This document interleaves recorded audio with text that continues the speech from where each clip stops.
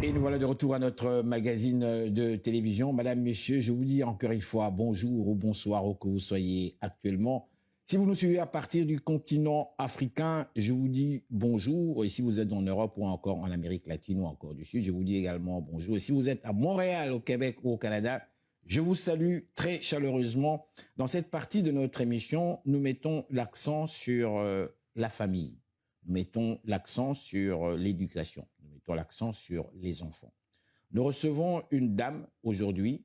Nous avons fait une première partie de l'émission déjà sur le sujet. On parle toujours de protéger les enfants. Nous recevons une dame qui est la secrétaire d'une organisation qui existe à Montréal depuis déjà quelques années. Il y a eu une manifestation, une grande manifestation qu'ils ont organisée déjà.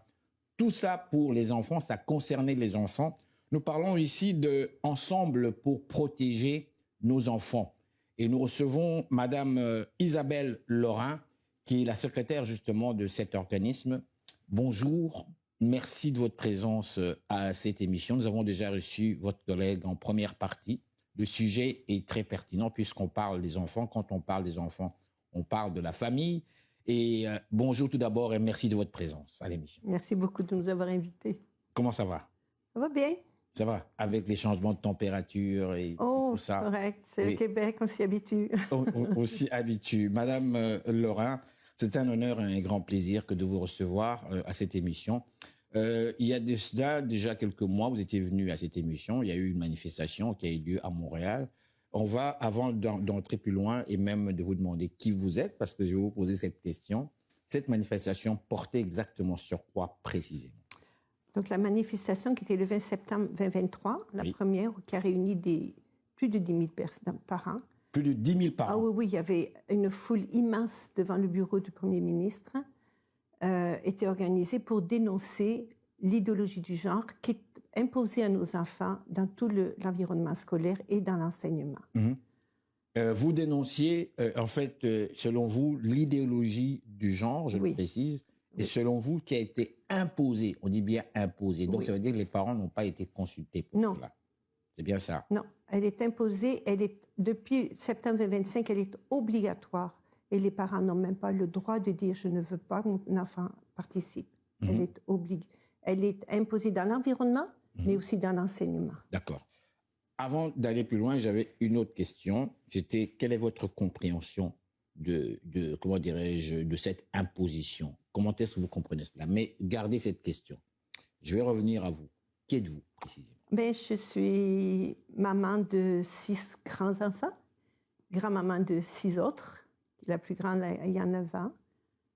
J'ai un de mes fils qui fait l'école à la maison, donc les enfants échappent à cette idéologie. Et puis, votre fils enseigne ses enfants à la maison? Oui, j'ai des enfants qui font l'école à la maison, et puis des petits-enfants, mais qui vont à l'école comme tous les autres. D'accord. Et vous, qu'est-ce qui vous a motivé à vouloir, en fait, vous réveiller, avant même de vous réveiller, à vous poser cette question, mais je ne suis pas d'accord. Par rapport à quoi précisément? Quand on parle de l'idéologie du genre, quelle est votre compréhension, madame? L'idéologie du genre, c'est une fausseté. Selon vous? Parce que ceux qui l'affirment, pour eux, c'est pas faux. Alors, on veut connaître à vous votre point de vue. Oui. D'accord. Un enfant va naître, et même depuis sa conception, l'enfant est garçon ou fille. Il va devenir homme ou femme. Physiquement et biologiquement? Physiquement, biologiquement, il n'y a pas autre chose. Okay? Il y a l'aspect mental qui reste. Alors, c'est quoi ça, l'aspect mental? C'est quoi ça, le genre? Non, je ne parle pas du genre. Ce dont je parle ici, de ce qu'on a, le contenu dans le cerveau. Comment est-ce qu'on se sent? Comment est-ce qu'on peut réfléchir en tant qu'humain? Nous ne sommes pas des robots, nous sommes des humains. Étant des humains, nous avons des éléments. On a l'élément physique que nous voyons, mais on a également l'interne que l'on ne voit pas. Alors, il y a des hommes, des femmes, des garçons, des filles. Il y a des garçons qui ont des aspects peut-être plus féminins. Il y a des filles qui ont peut-être des aspects plus masculins. Moi-même, j'étais ce qu'on appelait un garçon manqué à l'époque. Je faisais du judo, je me battais, je faisais du vélo, j'étais dans les sports. Et puis, j'aurais grandi aujourd'hui. On m'est rentré dans un stéréotype, on m'aurait dit, toi, tu es sûrement un garçon. Mais je suis une femme, et je suis une fille. Et heureusement que je n'ai pas eu ça sur mon chemin pour me faire dire que peut-être que j'étais un garçon, parce que j'ai des aspects peut-être plus masculins dans ma féminité. Et il y a des garçons qui ont des aspects plus féminins. Mais ça ne fait pas de des filles, et ça ne faisait pas de moi un garçon. On reste garçon ou fille. Il y a peut-être certains garçons qui vont vouloir, ou hommes, garçons non, mais des hommes qui vont peut-être vouloir à un moment donné décider de s'habiller en femme, qu'ils en fassent ce qu'ils veulent, mais il reste des hommes. Et une femme qui voudrait avoir un comportement plus masculin, elle reste une femme. OK? Dans les sports, il reste homme ou femme. Dans la réalité de la vie, il reste homme ou femme. Dans ce qui reste la conception de la génération future, il reste homme ou femme. Il n'y a aucun changement physique, biologique, quel qu'il soit, qui peut faire qu'ils ne resteront pas XX ou XY. Un individu est homme ou femme. Et cette idée qu'on peut être autre chose qu'un homme ou une femme, c'est une fausseté. Ça n'existe pas. Il y a peut-être sur le plan social, mais il y a une chose qui revient, c'est depuis des années, les féministes ont travaillé tellement fort pour qu'on arrête avec les stéréotypes. Okay? On parle d'un livre qui est imposé à nos enfants à la maternelle, ça s'appelle L'histoire de Sam. L'histoire de Sam. Oui, vous avez vu ça? C'est la petite fille qui aime jouer avec un camion. Alors, elle est sûrement un garçon. Au début, elle a les cheveux longs, elle joue avec un camion. À la fin, elle a coupé ses cheveux. Ses parents sont les meilleurs parents du monde parce qu'ils ont accepté qu'elle était un garçon. Pourquoi? Parce qu'elle aimait jouer avec des camions. Je ne sais pas si vous avez des enfants. Moi, j'en ai eu. J'ai des enfants et j'ai des petits-enfants également. Vous avez... Les petites filles aiment jouer avec les camions aussi, peut-être pas autant que les garçons. Ça dépend lesquels. Moi, j'ai un garçon qui aimait jouer avec les Barbies. Aujourd'hui, il est homme, marié. Il est homme, c'est pas parce que plus jeune il aimait jouer avec les Barbies que ça fait de lui une fille. Malheureusement, si aujourd'hui un garçon exprimait son désir de jouer avec des Barbies, les habiller, les déshabiller, on dirait de lui, c'est sûrement une fille. Et on l'encouragerait à penser qu'il est une fille. Non, il reste un garçon. En fait, à bien vous entendre, sincèrement, vous n'êtes pas du tout d'accord, vous l'avez dit, avec cette histoire d'idéologie du genre, parce que selon vous, c'est une fausseté. Oui. Est-ce que c'est seulement une fausseté? Mais j'irai plus loin. Comment expliquez-vous justement le fait que ça prenne de l'ampleur de plus en plus au Canada, particulièrement, en Europe aussi? On a remarqué qu'aux États-Unis, Donald Trump a dit non à ça, pour des raisons, on suppose, religieuses aussi, et même là, on peut s'interroger. Mais si je vous ai bien saisi, vous êtes en désaccord totalement, raison pour laquelle l'organisme existe ensemble, parce que pour vous, il faut protéger vos enfants. Oui. Vous voulez protéger vos enfants. Les protéger de quoi? Protéger tous les enfants d'une fausse idéologie, d'un enseignement qui est faux. OK, on va vous parler de l'aspect mental. Alors, on peut le prendre sur l'aspect mental. Il y en a qui disent, bon, j'ai défendu ça. Allez-y. Maintenant, il y en a d'autres qui vont dire, mais peut-être que l'enfant est né dans le mauvais corps. Il y a différentes façons de définir le genre. J'ai déjà entendu cette phrase. Vous avez entendu ça? Oui. Alors, c'est quoi maintenant? On enseigne aux enfants la réincarnation? C'est quoi cette idée que quelqu'un est né dans le corps de quelqu'un d'autre? Vous ne croyez pas dans cela? Vous ne croyez pas dans Est-ce que cela? c'est la place à l'école d'enseigner que peut-être il y a un esprit qui a pris la place dans un corps? Est-ce que l'école, c'est la place pour enseigner une idéologie ou une forme de religion? Mais où est-ce qu'on peut enseigner cela si on ne peut pas l'enseigner à l'école? Tout ce qui est au niveau... Les parents sont les premiers éducateurs des enfants. Tout ce qui est valeur, tout ce qui est spiritualité, tout ce qui est spirituel ou non spiritualité, c'est à la maison que ça revient, c'est aux parents que ça revient. Les gouvernements ont mis de côté, comment dirais-je, le rôle même des Absolument. parents dans l'éducation de leurs enfants. C'est bien Absolument. ça la base. Et non seulement ils s'imposent à la place des parents pour enseigner les enfants. Ici au Québec, parce que je comprends que l'émission s'entend partout, j'ai plusieurs réponses à vous donner, mais oui. Ici au Québec, si votre enfant va à l'école, on lui enseigne quelque chose, le parent n'a pas le droit de dire non, je ne veux pas qu'on enseigne ça à mon enfant, je veux le retirer de la classe pendant ce temps-là. Il n'a pas le droit de le faire. Par exemple, il y a des parents qui nous suivent attentivement. Oui. Donnez-nous un exemple précis. Bon. Dans un cours. Quel cours? Le cours de CCQ. CCQ c'est en fait dans le cours de culture citoyenneté québécoise. Culture, citoyenneté québécoise. Et ça se donne à quel niveau? Ça se donne à tous les niveaux. À tous les niveaux. À tous les niveaux, partir du de la primaire première au année secondaire. primaire Jusqu'au secondaire. Il y a une classe en secondaire qui l'a pas, je pense, c'est devenu donc un cours obligatoire. C'est un cours obligatoire. Et on a expliqué aux parents et aux enfants pourquoi est-ce qu'on donne ce cours? Ah non, non, c'est imposé. D'accord. Et puis si un parent... Bon, alors pourquoi? Par exemple, on enseigne aux enfants, c'est quoi la citoyenneté? Dans la citoyenneté, il n'est pas question de famille. L'individu n'est plus défini comme homme ou femme, il est défini comme personne avec pénis ou personne avec vulve. Donc il n'est plus défini comme homme ou femme. La famille ne fait plus partie de la citoyenneté, ne fait plus partie du projet social. On ne parle plus de famille dans les cours. La famille, c'est vieux jeu. On parle d'eux à la place, donc la famille a été remplacée par une cellule quand même. Par rien. Oh, alors ça, si vous voulez, si on va par exemple, un jeune, là je vais partir dans les exemples, là, mais un jeune de 12 ans, en secondaire 2, se fait enseigner que dans la relation du couple, un couple peut être un enfant, une personne peut être en relation, un enfant peut être en relation avec quelqu'un qui a 2 ans de plus que lui, que dans la relation de couple, il n'y a pas d'engagement, il y a de la participation, que les couples, ça peut être de 1, 2 à 7 personnes, au-delà de ça, ce sont des communautés sexuelles. Ce genre de choses qu'on enseigne. Et les parents contestent ça auprès de la direction, qui finalement confirme que c'est correct. On s'en va au protecteur de l'élève au Québec, qui lui va donner l'appui à la direction d'école, et les parents sont sans recours. Sans recours. Beaucoup de parents demandent à savoir quand est enseigné ce cours-là et quel est le contenu du cours. On le leur refuse. Très rares sont les écoles qui acceptent de le dire. Il y en a une dernièrement qui a eu la chance, l'enseignante lui a dit, donc les 2 cours suivants, elle a pu enlever son enfant d'école parce qu'il y avait une certaine tolérance à cette école-là. Et les cours suivants, les cours ont été donnés à des heures différentes sans prévenir les parents.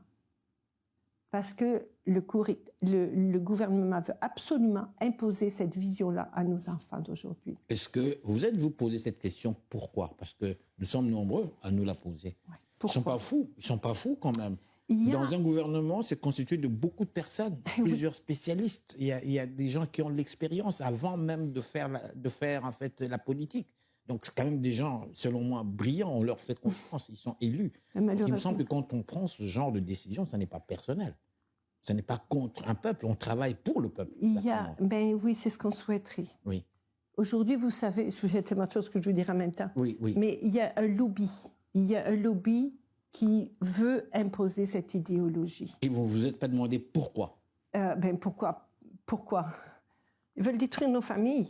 Ça, c'est selon vous? Ça, c'est selon moi, mais c'est les conséquences de ce qui se passe. Dites-moi, que répondez-vous à ces gens qui vous suivent actuellement, qui vous regardent attentivement et qui vous disent « Mon Dieu, ce qu'elle est bornée. Mon Dieu, ce qu'elle comprend absolument rien dans la société dans laquelle nous vivons. Nous, on veut évoluer. Nous, on veut être heureux, on veut être bien, on veut l'égalité de tous. » Qu'est-ce que vous répondez à ça? Mais moi, je veux le bonheur de mes enfants, je veux le bonheur de notre société à venir.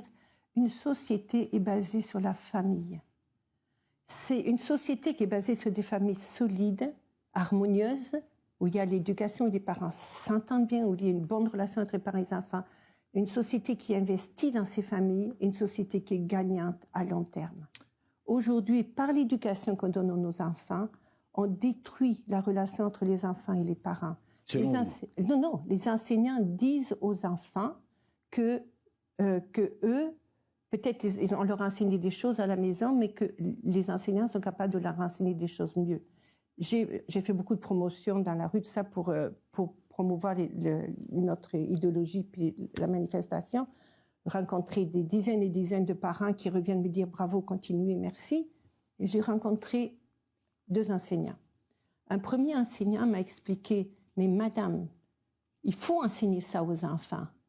Et il dit, moi j'enseigne aux enfants que le milieu le plus dangereux où grandir, c'est la famille. La famille? Oui. La famille est très dangereuse. Il enseigne aux enfants, sur la base de statistiques, que c'est dans la famille que c'est le plus dangereux d'élever un enfant. Oui. Et ils vous ont expliqué pourquoi c'est dangereux. Alors, oui, les statistiques sont basées sur le fait que c'est dans la famille qu'il y a le plus d'enfants qui sont abusés. L'enfant abusé est abusé le plus souvent dans sa famille. C'est certain que c'est là que sont les enfants. Mais avec cette mentalité-là, ils en arrivent à enseigner l'enfant que la famille est le lieu le plus dangereux où grandir. Plus tard, dans cette même journée, j'ai rencontré un autre enseignant qui me dit « Mais non, moi j'enseigne de genre. » Alors, j'ai expliqué un peu mon point de vue. Et je lui ai dit « Mais vous vous rendez compte qu'il y a même un enseignant qui m'a dit que le milieu le plus dangereux pour élever un enfant, c'est la famille. » Il me dit « Mais oui, c'est ça. » Ah bon? Lui aussi était convaincu? Et lui aussi était convaincu de ça. OK? Donc, c'est idéologique. Ce n'est pas une théorie, c'est une idéologie qui n'est pas basée sur une compréhension de la vie qui est scientifiquement déposée. Ce que je voulais dire aussi tout à l'heure, j'aurais vraiment voulu qu'au lieu que ce soit moi, que ce soit un psychologue, un sociologue, un docteur en droit, un enseignant ou un directeur d'école, on en connaît plein qui sont mal à l'aise avec cette idéologie-là. Mais qui n'osent pas le dire. Ils n'osent pas le dire. Pourquoi? On est dans une... Parce qu'ils vont perdre leur emploi. À ce point-là? Ah, absolument. Vous avez entendu parler de Madame Robert. À la période du son... Madame Robert. Elle a été... On l'a enlevée Elle ne peut plus faire sa profession de psychologue en tant que psychologue. Elle n'est plus reconnue maintenant parce qu'elle a osé dire. Madame Robert, elle est psychologue, c'est ça? Oui. Vous n'avez pas son nom au complet par hasard? Madame, d'accord. c'était très connue au Québec. Elle était au début du fondement de l'éducation à la sexualité au Québec. Elle a perdu donc son... Elle a perdu son titre de psychologue. Alors maintenant, elle s'appelle autre chose. Puis elle continue. Oui. Elle continue parce qu'elle a osé dire qu'elle était contre l'idéologie du genre, contre l'enseignement de cette idéologie-là. J'ai une amie, là il faut que je fasse attention parce que j'en connais des fois mes amis, mais on lui a dit si tu continues à t'impliquer avec ça, tu n'auras pas l'avancement que tu attends. On en connaît plein, des psychologues, des gens, je connais plein d'enseignants, je connais des directions d'école qui sont en désaccord. Le directeur d'école, ses enseignants viennent le voir, mais je ne peux pas enseigner ça aux enfants, c'est complètement à l'accord de mes valeurs. Et il me dit, moi, la seule chose que je peux leur dire aux enseignants, c'est que vous devez le faire. Comme directeur d'école, il est obligé. Il y a une dictature de la peur en ce moment par rapport à cette idéologie. Une dictature de la peur. Oui, c'est dur, hein, mais c'est ce que je pense. Les gens ont peur de s'exprimer. Les gens ont peur de lire. On a fait une manifestation. Okay? On en a fait la plus grosse, c'était en 2023. On en a refait une tous les 20 septembre. Ma belle-fille est venue avec ses enfants. Quand elle a vu la violence du groupe qui s'opposait à nous, elle a fait demi-tour. La dernière manifestation qu'on a faite était des regroupements je pense que je ne peux pas nommer les gens, qui nous ont dit, écoutez, moi, tous mes collègues ont des jeunes enfants, je suis enceinte moi-même, on ne peut pas se présenter. Donc les gens ne peuvent pas se présenter par la peur de la violence des autres, ne peuvent pas se présenter par la peur de perdre leur emploi. C'est une idéologie qui est en train qui envahit nos écoles. Nos enfants sont pris en tenaille. En tenaille, pas le mot que je cherche, sont pris en otage. Nos familles sont prises en otage. Et la société est prise en otage. Et personne ne réagit. Tout le monde a peur de réagir. Les gens qui voudraient réagir ont peur de réagir, de peur de perdre leur emploi.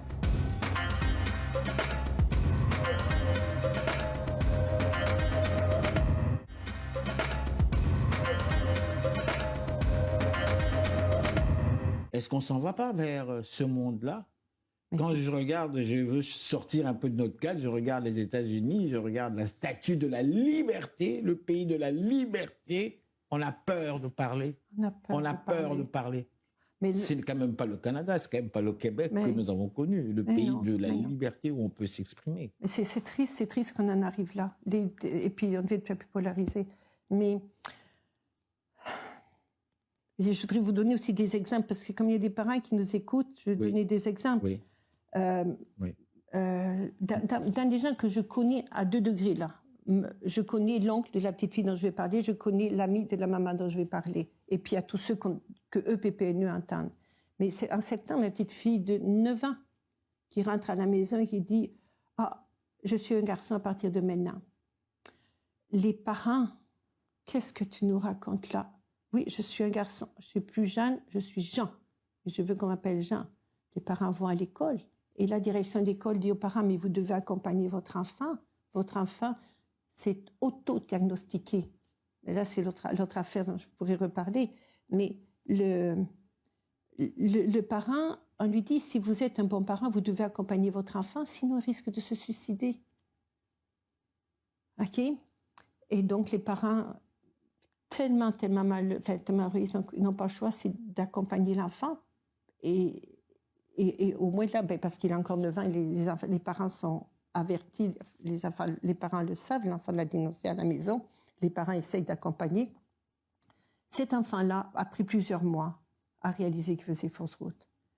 Il a pris plusieurs mois à réaliser qu'il faisait fausse route. Oui. Il faisait fausse route. L'enfant, cette petite fille, éventuellement, a réalisé qu'elle était petite fille. Elle s'est rendue compte d'elle-même. D'elle-même, exactement. Il n'y a pas eu d'influence. Les parents ne lui ont pas parlé. Non, pas du tout. Sûrement qu'il y a eu l'inférence du milieu. Ça, j'ai pas eu les détails. Oui. Mais je sais qu'avec plusieurs mois, la petite fille a dit, mais non, je suis une petite fille. Mais je vous parle, il y a 2 ans, 3 ans, il y a une dame, sa fille de 13 ans, qui est allée dans un drôle de club. Finalement, elle a décidé d'aller la chercher à son fameux club. La fille rentre dans son auto, 13 ans, pas 14 ans. La gamine lui dit, maman, je suis un garçon maintenant. Cet enfant-là, et puis la maman est allée à l'école, même chose, il faut que vous accompagniez votre enfant. Si vous ne l'accompagnez pas, il risque de le risque. Et puis de toute façon, certains parents se font même dire, si vous n'accompagnez pas votre enfant, il y aura des conséquences. La DPJ peut être à votre porte, vous êtes un mauvais parent. Donc, finalement, ils ont accompagné leur enfant, ils ont fait suivre par des psychologues et tout, ils ont accompagné leur fille qui est devenue un garçon, ils l'ont appelée par son nom de garçon. Vous comprenez que c'était quand même une fille, là. Ils l'ont appelée de son nom de garçon. Et 3 ans plus tard, 2 ans, enfin, cette année, ils l'ont changé d'école. La jeune fille qui a maintenant 15 ans, a commencé à remettre des robes, a commencé à enlever ce qu'elle mettait autour de la poitrine pour montrer qu'elle était un garçon. Et elle se remet dans son identité de fille. Pourquoi faire vivre ça à ses enfants? Et il y a l'autre cas plus dramatique, en fait, d'une jeune fille qui a suivi le même. Ça c'est la maman qui nous a appelés. La jeune fille, à 13 ans, déclare qu'elle est garçon. À 14 ans, reçoit des bloqueurs de puberté, parce qu'à 14 ans, au Québec, on a le droit de recevoir des bloqueurs de puberté. À 16 ans, on se fait enlever les seins. Et à 18 ans, elle réalise qu'elle a fait fausse route. Pardon? Oui. Elle réalise qu'elle a fait fausse route. Alors là, elle réalise qu'en fait, elle est une fille. Elle veut revenir fille, mais elle est toujours fille. Son corps est toujours un corps de femme. Okay? Elle est toujours une femme. Mais on lui a fait croire qu'en se transformant, elle allait devenir un garçon. Mais aujourd'hui, à cause des médicaments, elle a une voix rauque. Le gouvernement a couvert tous les frais jusqu'à ce qu'elle décide qu'elle voulait changer. Et maintenant, il n'y a aucun support financier du gouvernement pour lui refaire des seins, pour lui permettre de revenir comme une femme. Des témoignages comme ça, il y en a beaucoup. Beaucoup. Okay? Et combien de parents se font dire il faut accompagner l'enfant? On est dans des situations où des enfants s'auto-diagnostiquent d'une façon, et quand l'enfant a plus de 13 ans, je pense, l'école n'est plus, ou 14 ans, je suppose, l'école n'a plus l'obligation de le dire aux parents. Et il y a une enseignante qui s'est révoltée, parce qu'à l'école, on appelait la jeune fille Jean, puis le jour où je rencontrais les parents, il fallait de nouveau qu'on l'appelle Jeanne auprès des parents. Elle a dit non, moi je ne peux pas mentir aux parents. OK? Les enfants, l'école va accompagner des enfants dans un autodiagnostic d'eux-mêmes sans que les parents soient avisés. Ils n'ont pas l'obligation d'aviser les parents. Non, c'est grave ce qui se passe dans nos écoles. Vous savez, je vous écoute, le public vous suit, nous sommes suspendus à vos lèvres, madame. Le temps, malheureusement, passe très vite. Malheureusement, ma dernière question, on va synthétiser. Qu'est-ce qu'on doit retenir? Qu'est-ce qu'on doit retenir de cette conversation, madame? Juste ajouter une petite chose. Oui, dans les pays en Europe, dans les pays d'Europe, les pays, la Norvège, les Pays-Bas, l'Angleterre, ces gens-là avaient commencé cette idéologie avant nous. Ils sont revenus, ils ont réalisé qu'ils faisaient fausse route et des lois se sont renversées. Et aujourd'hui, au Québec, on fait la même chose. Donc, qu'est-ce qu'il faut retenir? Pour les parents, exigez des enseignants qu'on vous donne l'horaire et le contenu des cours. Et exigez de retirer votre enfant des cours dans lesquels vous n'êtes pas, pour lesquels vous n'êtes pas d'accord pour l'enseignement. La charte des droits et libertés québécoises, mais la Déclaration des droits de l'homme, toutes les chartes disent que les parents sont les premiers éducateurs de leurs enfants. C'est nous qui avons le rôle de protéger nos enfants. Et ce rôle nous est enlevé. Donc, au nom de ce droit-là, retirez vos enfants de ces cours-là si vous pensez qu'ils sont à l'encontre de vos valeurs. Si vous êtes d'accord avec les valeurs, laissez-les. Ils sont à l'encontre de vos valeurs. Retirez vos enfants de ces cours-là. Allez sur le site de Ensemble pour protéger nos enfants, eppne.ca. Vous allez trouver un modèle de lettre que vous pouvez donner à votre enseignant pour revendiquer le fait que votre enfant, vous êtes le premier éducateur de votre enfant. Quoi d'autre retenir? Dénoncer. Sur le site de PPNE, vous pouvez dénoncer. Si vous n'êtes pas à l'aise de donner votre nom, de pas à l'aise de le faire avec une vidéo, faites-le en cachant votre visage, mais dénoncez. Donnez vos témoignages, parlez autour de vous. Il faut que cette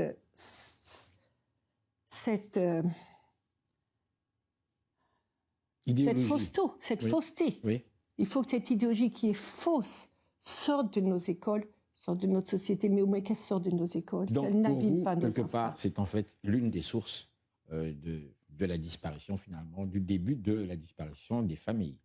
C'est que Engels, dans son ouvrage marxiste, avait écrit l'origine de la famille, de la propriété privée et de l'État. Tout partait de la famille. Aujourd'hui, quand on démolit la famille, on démolit l'État. On démolit tout. Je vous dis merci. Okay, merci, madame. Merci.